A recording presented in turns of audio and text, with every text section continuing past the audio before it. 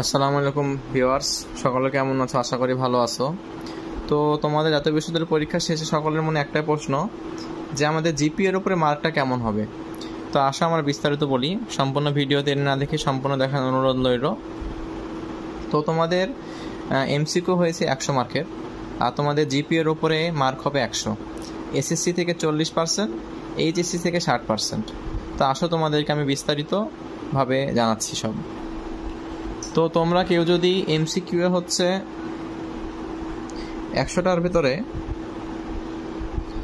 Suppose 60টা হইল, আর এদিকে তোমার এসএসসিতে যদি জিপিএ 5 থাকে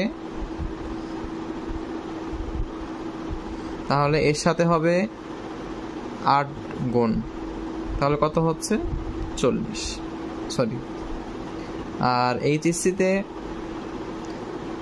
যদি তোমাদের জিপিএ 5 থাকে তাহলে এর সাথে গুণ হবে হচ্ছে 12, মোট 60, দুইটা মিলে 100। আর তোমরা যে এমসিকিউ 60 পাইছিলা, মোট 160। তো তোমাদের মোট পরীক্ষা হবে হচ্ছে 200 নাম্বারের। 200 নাম্বারের মধ্যে জিপিএ এবং এমসিকিউ মিলে যে বেশি এগিয়ে থাকবে সে তত ভালো কলেজে বা ভালো সাবজেক্টে পড়ার সুযোগ পাবে। তো এটাই হচ্ছে। আর তোমাদের যদি এসএসসিতে কারো যদি সাপোজ জিপিএ 5 থাকলো, এর সাথে 8 গুণ করলে হচ্ছে 40।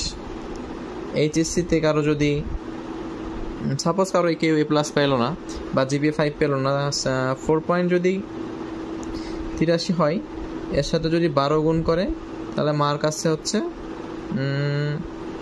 কত, 56.96 সামথিং